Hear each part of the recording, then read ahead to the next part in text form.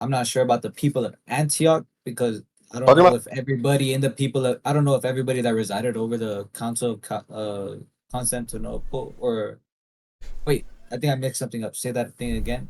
Yeah, I mixed something up. okay.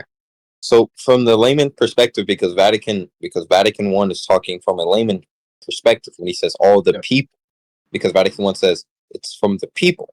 Now, would you say that the people at Antioch, because you already asserted from a layman perspective that communing with all the patriarchs is necessary.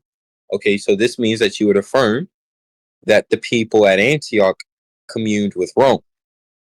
I mean, I'm gonna probably take that back. Thinking about it really quick, because even right now, so like let's say for instance, am I outside of salvation? Right now, the Russian, the roll court and the the ecumenical patriarch of Greece, right now they're not in communion, but they're not schism. No, okay. So Yeah, as a so that's like an example of me saying, well, I'm not gonna say I'm damned because bishop two said, churches are not in communion. that's the bishops. But can you, as a layman, deny communion with Russia? Me, Yeah. I would, in my understanding, I would say that. Would you say no? Perfect. You cannot deny communion with Russia. That's not your I duty. ought not to, unless they're not teaching heresy. Yeah. Okay. Of course. Perfect. Right. Yeah.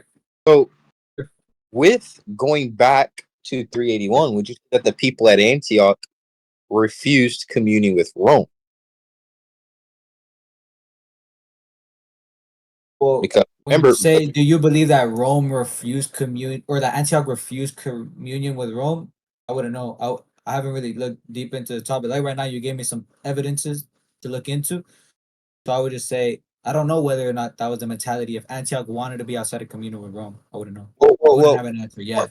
we're going off the rule that you set, of course, because you're saying my rule was broken, that they did not think communion with Rome was necessary. Okay, if my rule was broken, then yours was too. Because if communion with all the patriarchs is necessary, and if there was a lack in communion, that means that your rule was broken just as much as was my rule was broken. I don't, well, I would just say, I don't think I made the. I get where you would say that. That's where I would say, let's go back into it and let me clarify a few points.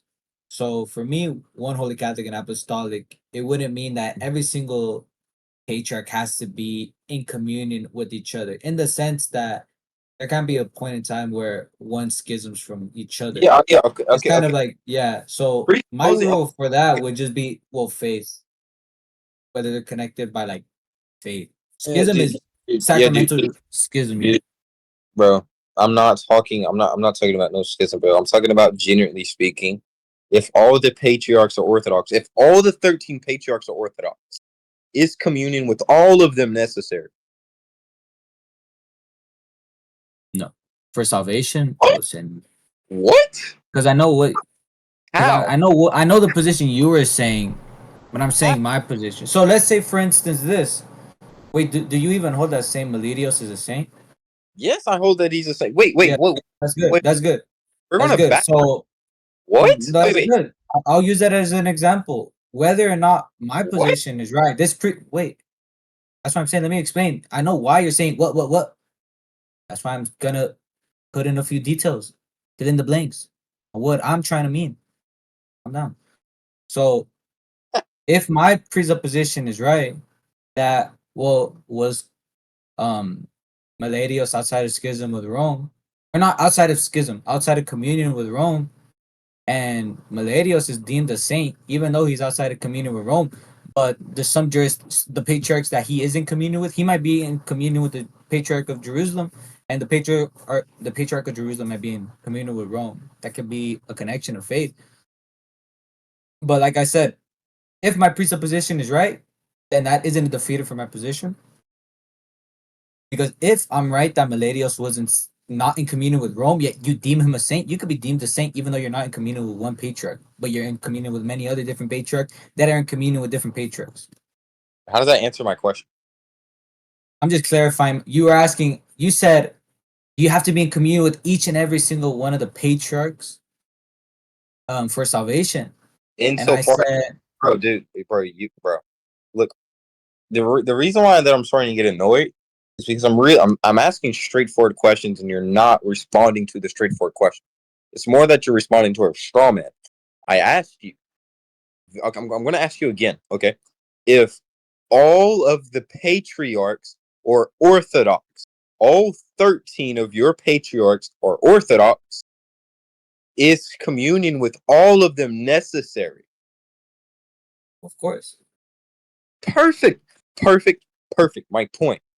In Saint Melentius's view, Pope Damasus was Orthodox.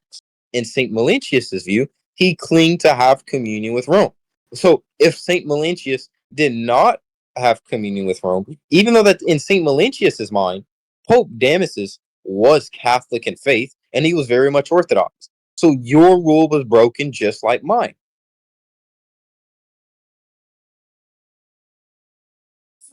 I So mean, it's Melentius's fault. It's Melentius's fault. It doesn't matter in what paradigm, and it doesn't matter what position you take. It's in both cases scenario in your position. It's always Melentius's fault. and I wouldn't know. I wouldn't. I don't have a sufficient amount of knowledge to say whether or not it was Mencius's fault or not. At least yet, until I actually like take time to look deep into the topic. But you would say that your rule was broken though. Uh, right now, yeah, sure. I would say right now you seem to be consistent in your questioning. Yeah. Okay. But So I my just need to my look into the topic. Yeah, it's rule fine. my rule that communion with Rome is necessary was broken. Just like your rule, communion with all the Orthodox patriarchs is necessary. Just like how the way that was broken. So both of our Necessary for what again? necessary for salvation.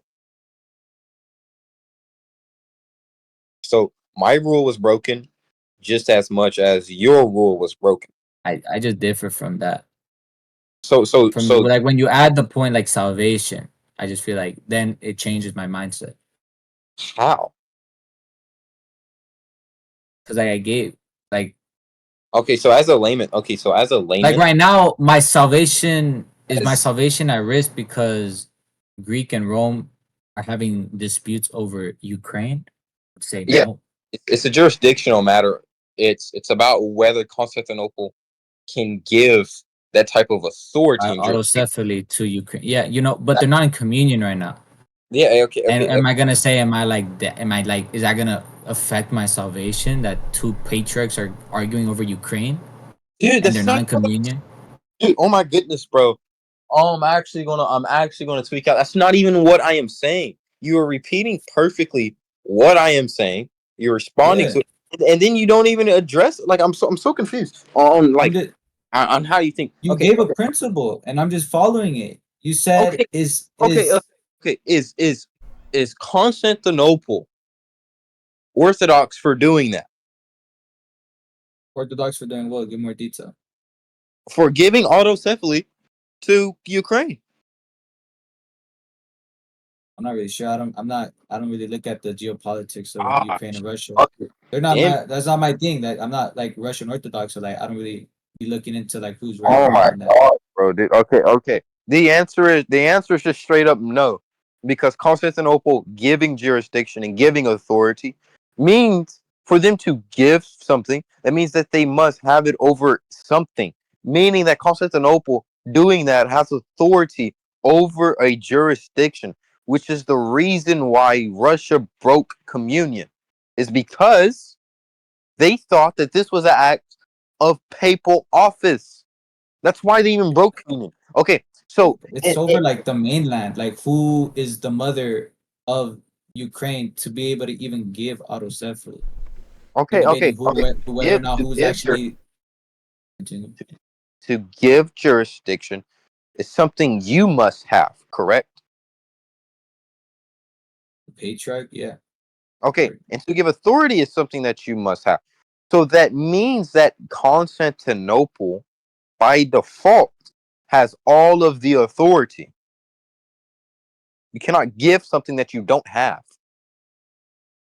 If for an example, if my little brother asks me for money and I give him money, that means that I already had the money. I have all the money to give to my brother. Just like how the way when Constantinople gives authority, because it didn't do it in a council. But It that's what's didn't do being it contended. exactly my Whether or point. not So Constantinople actually is the mother of Ukraine to be even able to give autocephaly. the answer in the first among equals paradigm is that they can't. It's just they simply can't, because that means that Constantinople has to have all of the authority to do so, which in the first among equals paradigm they can't. But going For back, okay, sure. And I but guess that's what's being okay, now going contested. back, Yeah. now going back. So you're trying to say, and we are not talking no schism. We're not talking anything, dude.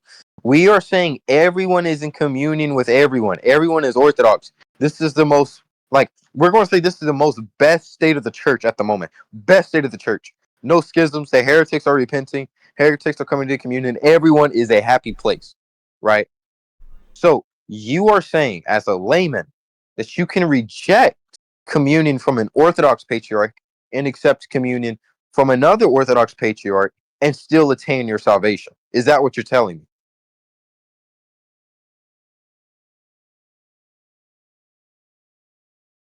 Well, I guess at some points, yes. I just say we can nuance it, or we could just get into it. I feel Okay. just how I feel like there's just like a lot left out, and like a Yeah. lot that I would like information to be put in.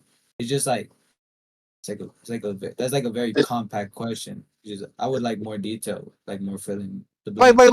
what type of Cause detail? like Okay, look, well, cause like look, let me see, let me tell you where I'm at right now. maybe all So the you're details. asking right now whether or not. So let's say for instance, there's a universe where every single patriarch they're not outside of communion with one another, and you understand the distinction between non-communion and schism. Everybody's good. So like right now, there's no schism or there's no non-communion with anybody. Everybody's perfectly aligned with everybody. It's because like for me, you added two different questions. First, you said, do you have to be in communion with every single one of these patriarchs for salvation? And I would just say, well, at a sense, of course, because if they're all teaching orthodoxy, like you said, well, then they have the faith. And for me to reject the faith, then that's Exactly. problematic. Exactly. Exactly. But Exactly. then when I say like, well, at a point, like no, because let's say for instance, right now, you're saying when I was saying no, it's because I was understanding it in the sense that right now there is an event in time in history. Right now in the in We're the not 20th talking. We're not century, talking. We're not talking about that. That's the but thing. it's a That's the principle thing. that could be applied to right We're now. not talking about that. We're talking about this specific hypothetical to demonstrate that the rule is being broken. Okay, fine. Listen. Okay, we're not going to use the term salvation, right? Is it necessary to have a true church, right? So we are going to say, can you reject communion with an Orthodox church and accept communion with another Orthodox church? But even though that they are both the true church, so can you deny the true church and accept the true church and still have salvation? Yes or no? It's a trippy question. I don't know. Do you mean this is a trippy question? Dude, this is the most, like, dude, bro, okay, my bad. Forgive me, forgive me, forgive me, forgive me. I'm sorry, I'm sorry, I'm sorry. Yeah, bro, calm down. Okay, bro, okay. This isn't a trippy question. Just the way you're putting it. Can you be outside? Can you be in communion with Orthodox and be in communion with non-Orthodox? That just spin me for a loop. I don't know what you were meaning by that. It's trying to point out the absurdity in what you're telling me, because you are saying you can deny communion with an Orthodox patriarch and accept communion with another Orthodox patriarch and still have salvation. So you are saying that this church that holds the true faith, which fits all the requirements to be a Catholic church, and you're What would trying to that tell be to you? one holy and Catholic and apostolic church. Mm, So, and you are okay. saying that you can deny communion with this church that has the same thing, has the same thing. If you deny one, You deny them all, dude. You deny them all. I wouldn't say that. I don't know. I think that's a non sequitur. I don't know how that followed. Can you explain how that follows? Yeah, because if you are denying communion with one church that believes in everything that all the others teach, that means that when you deny that church, you deny them all. Because that same Well, church believes yes, in the everything. paradigm that you presented, where they're all teaching orthodoxy, of course. And the only exception that I ever give is whether or not there's an actual time in an event where Okay, we're there's referring to somebody the who isn't really Malay teaching schism. No, orthodoxy. no, no, no, no. You keep on referring to your schism. I don't care about your schism. We're talking about Well, it's a we're talking principle about you're positing with the analogy, no, right? You're positing a principle, and I'm just I'm, I'm, saying, I'm positing the the same criteria that I am arguing for. It's the same criteria that they had at the fucking council, because Saint Melentius thought that Rome was orthodox in faith. Saint Jerome thought that Antioch in Rome was orthodox in faith. Saint Ambrose thought that Saint Melentius in Rome were orthodox in faith. So if they all are orthodox, and if you deny communion with one, you are denying communion with the other, because you deny what the other person is saying, and they're getting oh it yeah, from the same fucking source, dude. well yeah, and that's what I'm saying. When you gave the analogy, they're all orthodox. I'm not going to disagree with you. That's problematic to reject one of the orthodoxes if they're all have continuity in belief in orthodox and doctrine and all that thing. I say I don't negate that. But then I said no for an exception. And he said, what? And then I gave an example. Well, let me apply the principle to right now. And then you got mad that I applied the principle to right now. Because the principle to right Because I now is said no. disanalogous. The principle to right now is disanalogous because Rome does not consider Constantinople orthodox in its teaching at the moment. Melentius considered Rome orthodox in its teachings. He literally says this in 379, dude. That's disanalogous. That's why I'm tripping over this. Then we could leave the no part. I said no and I defined why I said no for a specific aspect. But you said, well, I don't really care. And I'm like, okay then. That analogy, that principle, I won't apply it to another real life event. We'll just stick to your analogy right now. I said no for a reason, and now you know why I said no for a specific context. So you Yeah. don't like go on and say what. I was just clarifying it for you because you were the one that was tripped out on my answer. So just a clarification. So if every single patriarch is orthodox and they Yeah. are perfect in faith, you can deny communion with one and you can still accept the other. Uh, all the churches are orthodox. For you to say I'm not in communion with one, like But still, this but is still, so but this still, is on the category of pure dogma, right? This is category of pure dogma, like faith and like, belief. like faith Yeah, and yeah, belief. yeah, Are, yeah, yeah. okay, okay, okay, okay, In faith and belief, yeah. Because I take many okay, more things into consideration okay, within okay, that okay, same. okay. Interesting. Yeah, So, so would you say, since that they are all being vindicated as true in faith and holding true dogma, that can you deny one and still accept the other? if it's just pure, the category is pure faith, I would say no. Okay, but what if it comes down to dogma? Yeah, dogma, faith, the faith of the people. Faith, I would, morals, yes, apostolic teaching,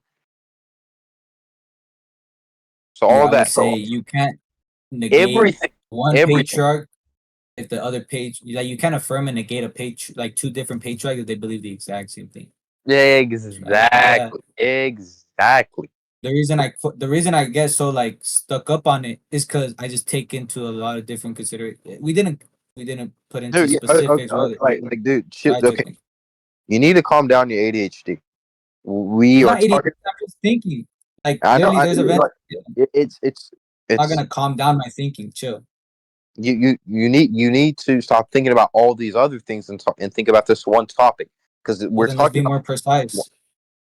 Well, that's because that's what you brought up. Because you brought up something specifically, right? So of course we're going to be Yeah. very precise in our thinking, and we have to use critical thinking skills to determine is You our weren't conclusion. precise with me though.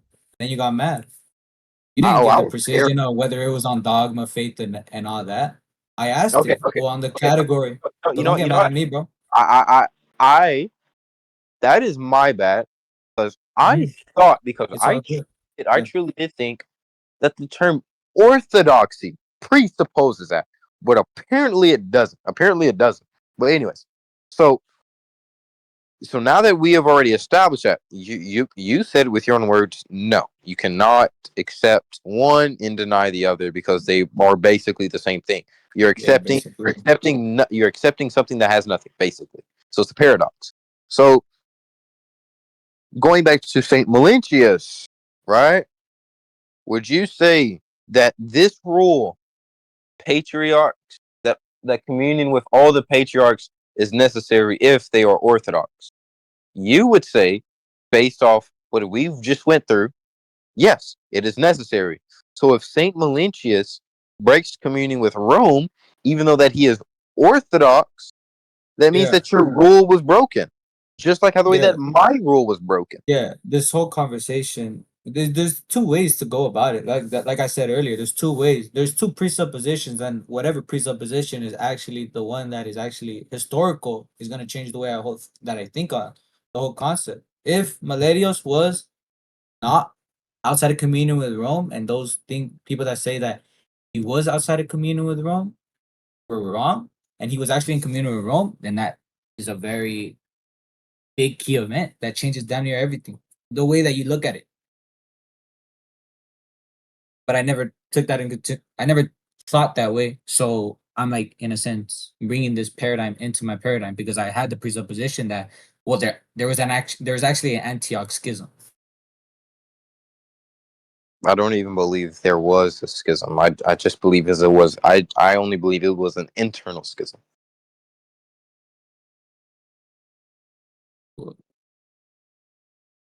Well, whether or not one wants to say it's a schism or non-communion. Wait, what do you mean? That you don't believe it was a schism? It was an internal schism. Talk on that.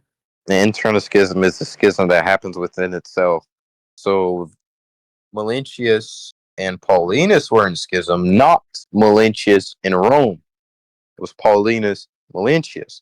Because St. Basil makes it very clear he does not commune with Paulinus, he communes with Melentius. But And the Paulinus Roman see and when sided with Paulinus, Melentius.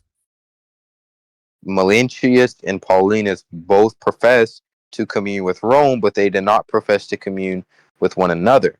This is why St. Melentius says, our sheep are in communion, so let's just become two bishops. But whose side did the Pope go with? The Pope didn't take an official recognition. He had a personal opinion about it by saying Paulinus should be bishop, but it's not a Yeah. it's not a formal recognition of who is true bishop. Yeah, because that's what I know. I know that the See of Rome for a time did side with Paulinus. On what specific topic he did side with Paulinus?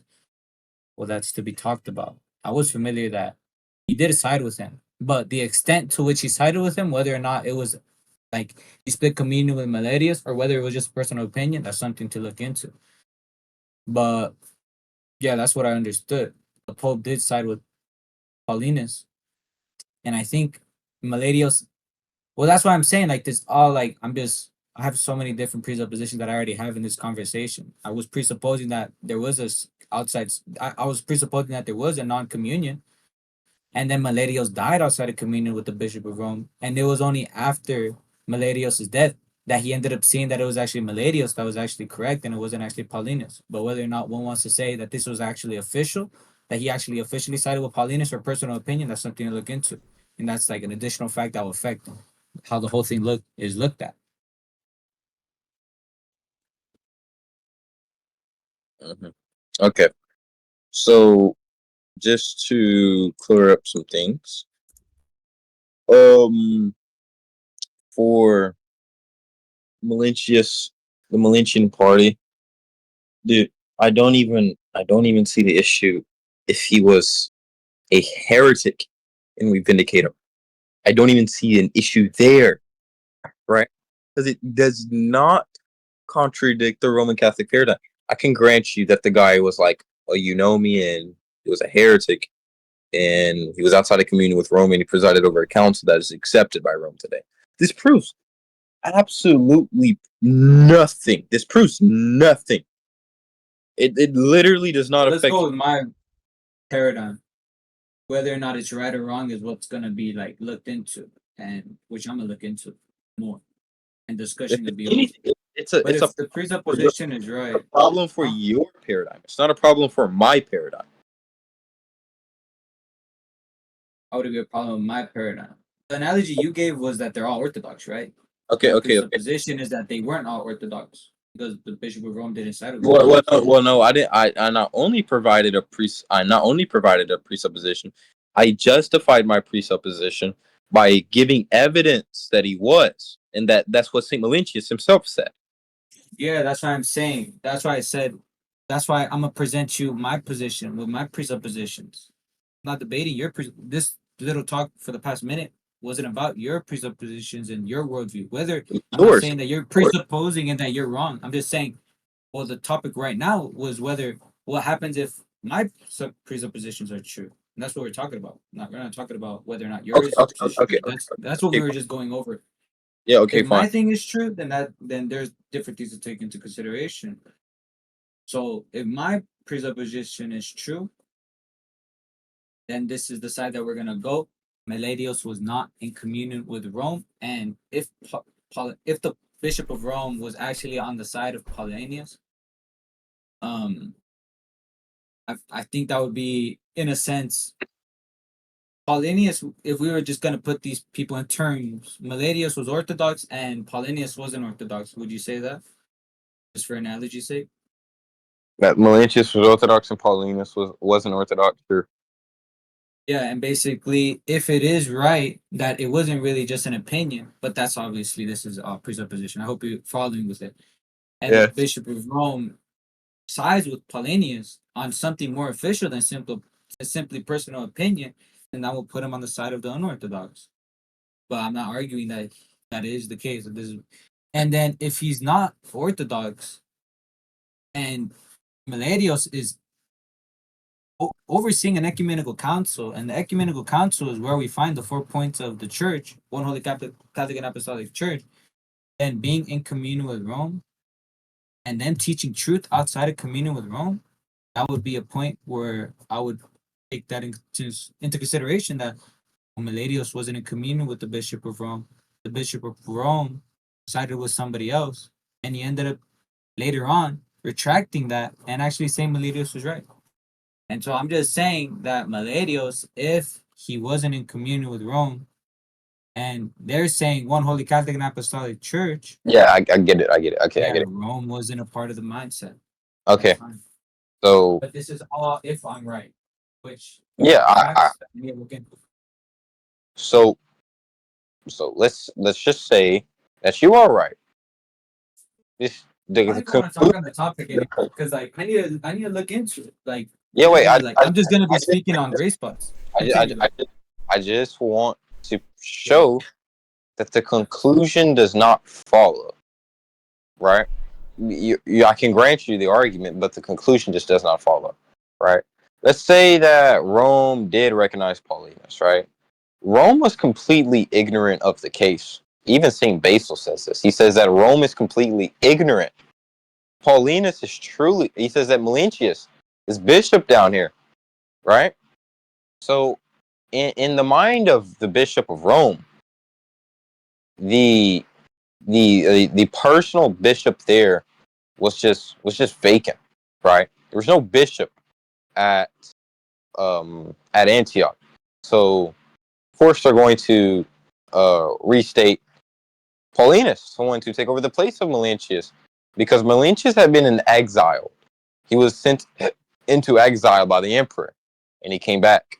So, in Rome's point of view, Melentius was gone, and so whatchamacallit.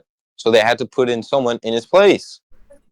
But unknowingly, they didn't know that there was a guy named Melentius just chilling there already Yes. at Antioch. So Yes. you have this, that, and the third because Rome was given false information on the case. You have scholars like Eric Ibarra noting this in his book that Eric Rome, Ibarra is a scholar. Yeah, he is.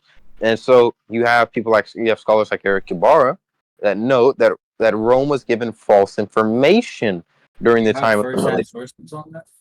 Wait, bro, I'm speaking, dude. My apologies. You're okay. You're okay. After that, I'll ask. You can just look it up while I'm talking. Just look it up while I'm speaking, dude. Just look up. Is Eric Ibarra a scholar? Very quick. Just No, look. I'm not asking whether or not he's a scholar.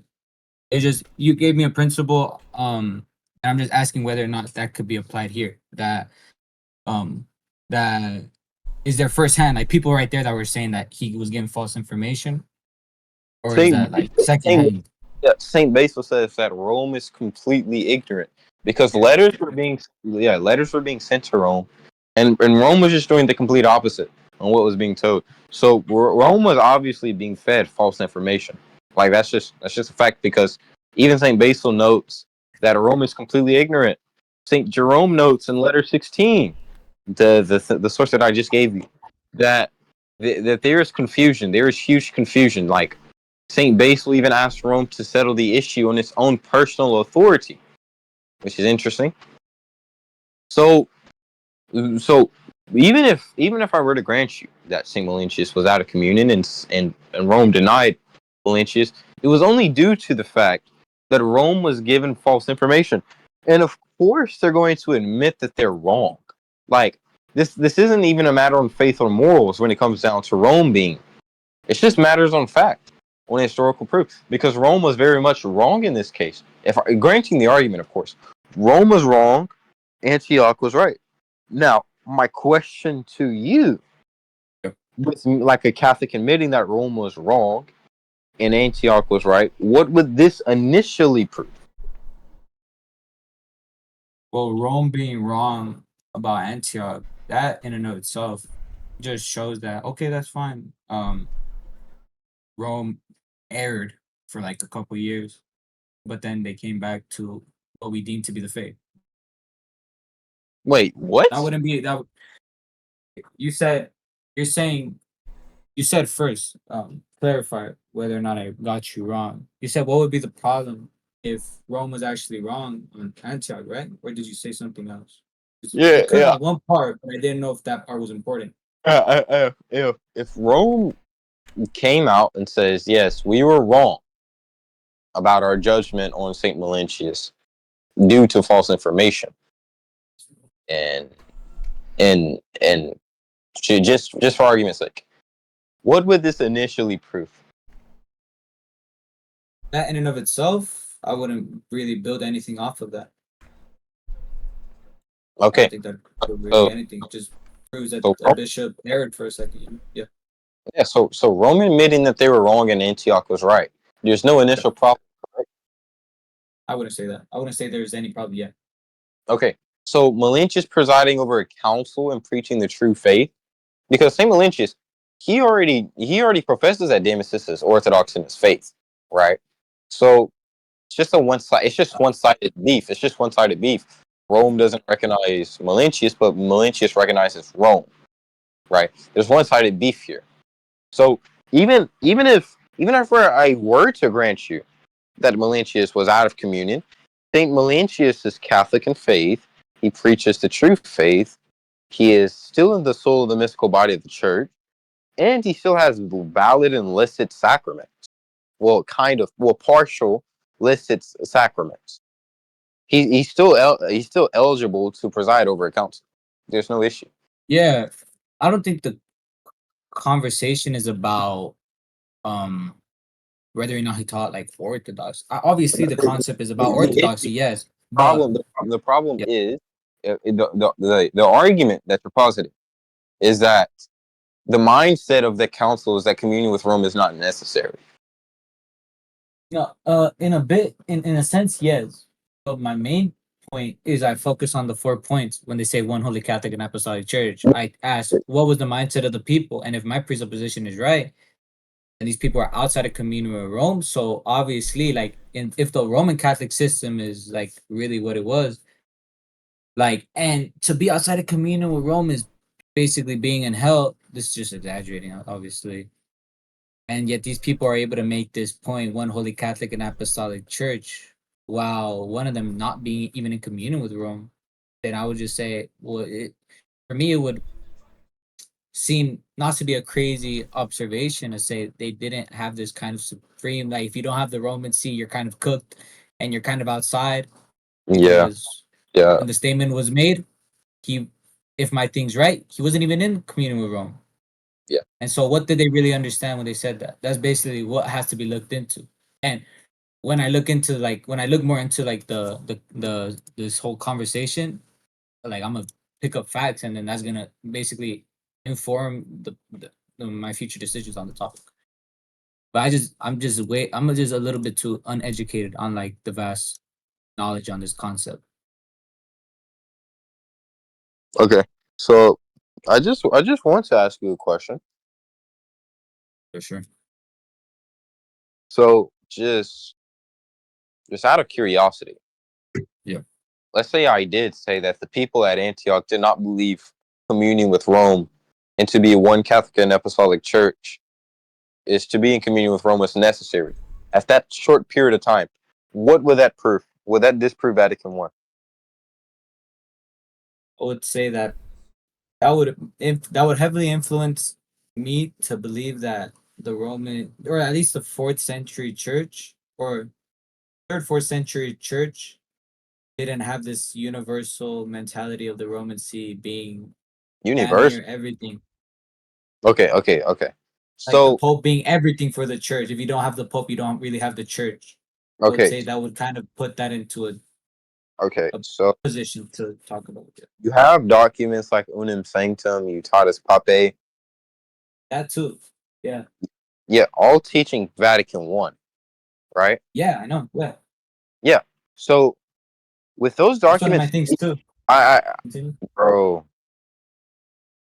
thank you. So you can't concede that they all taught Vatican One, but you do know there was a council which is accepted by Rome today. That this council asserted that it can have authority over the Pope, and that it can assert its authority over the Pope anytime when it pleases. Correct? But but Say that but last part again. we would not apply that and say that's the standard of the universal church. No, that's just what Antioch believes. That's just what they believe. But as we do know that the consensus of the early church was that communion with Rome is necessary, because we can go to the third, fourth, fifth, and sixth, seventh ecumenical councils, all asserting that communion with Rome is necessary. So if I were to grant you that this one council disproves my rule, that's just an unfortunate event. It broke my rule. But now we have a bigger issue. Not only doesn't break my rule, but there's also cases where my rule is being vindicated. So we either admit that the conversation goes nowhere, or we can just go off of each singular topic. Because in other cases, my rule is being vindicated. In another case, my rule is being broken. That's perfectly fine. I mean, the point on Unum Sanctum and all that, I wouldn't really help anything, because obviously those are post schism things. Like those I even hold into like question. Like I question that. I question like Unum Sanctum, the statements it makes. Like where can I find that in the patristics? Like him being imperial head over everything. Like all the princes and emperors have to bow down to him. Like he's basically like, in a sense, damn near supreme ruler over the state and church. Like that's Exactly. something I'd even ask you. Like where are these claims early on? Like, Well, and obviously, even that, it's like not, a bro. continue. Yeah, yeah. Obviously, it's not something you're going to find in the first millennia because it's Mm, secular power. Just like how the way that when you call your Bishop of Constantinople ecumenical, that's an added on title. Just like how the way that when Jerusalem was given prerogatives and etc. That's that's um that's something that's what was given. And the Pope having this type of power was given to him. He just didn't randomly have it, dude. This was given to him. fine.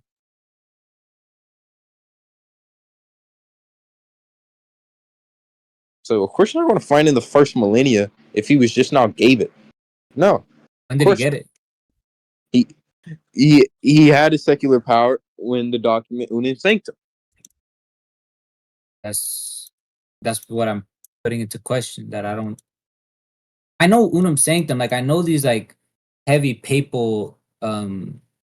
What Like is the word that I want to use? I know, but that doesn't help because that's after schism. That's basic. Like that's me just like that's like me getting Gregory of Palamas, an Eastern bro, Orthodox saint, and him bro, saying that the Catholics are wrong.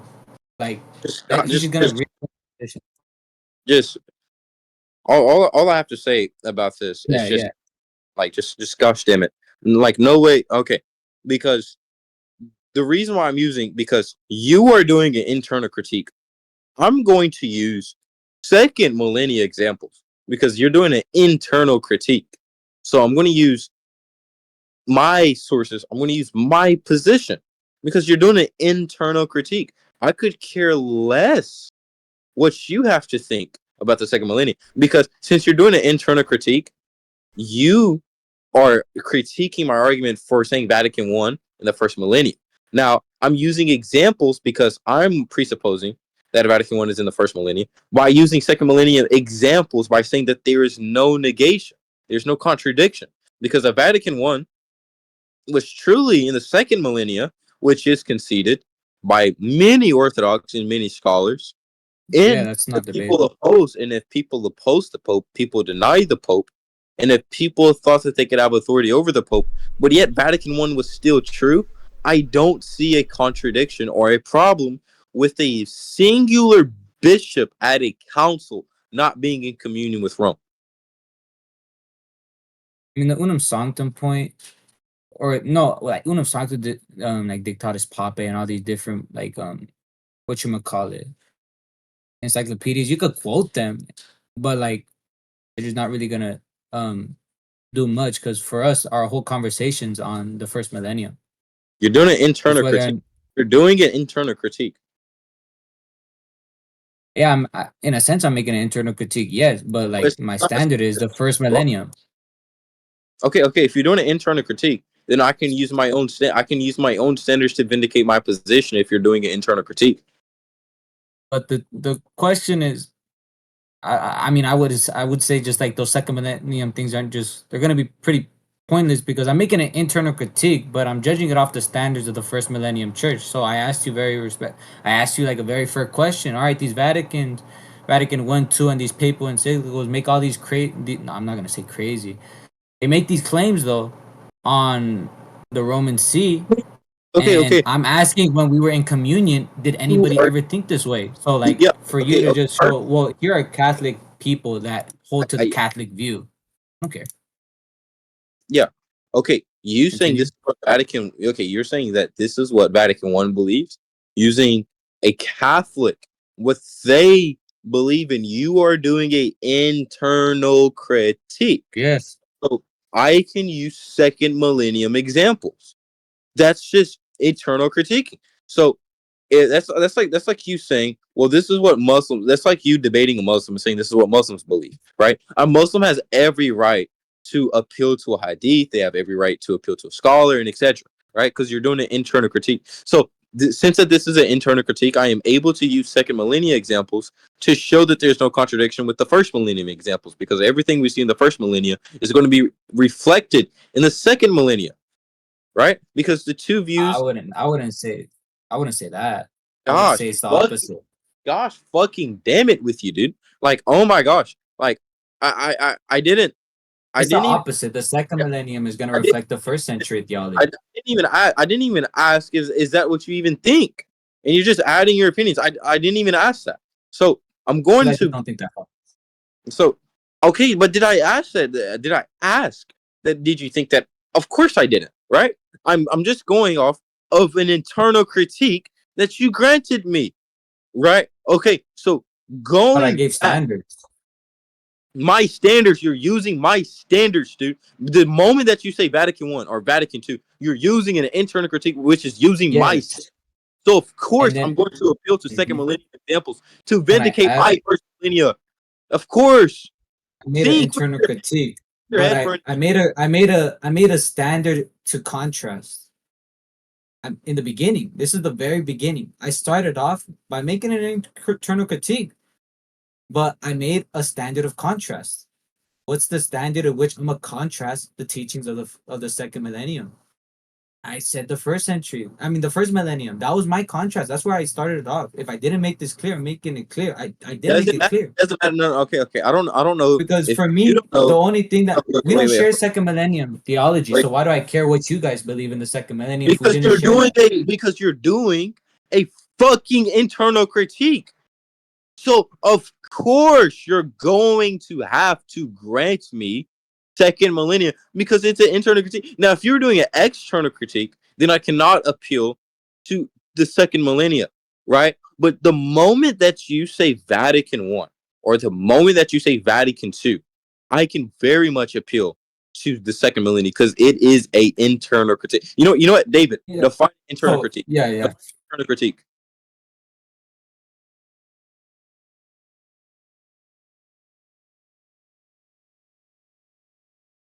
Wait.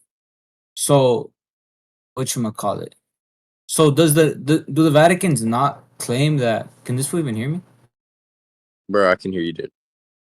So do the Vaticans not like does the Roman Catholic Church not say that like Vatican one and two are not taught in the first millennium? Nowhere does that.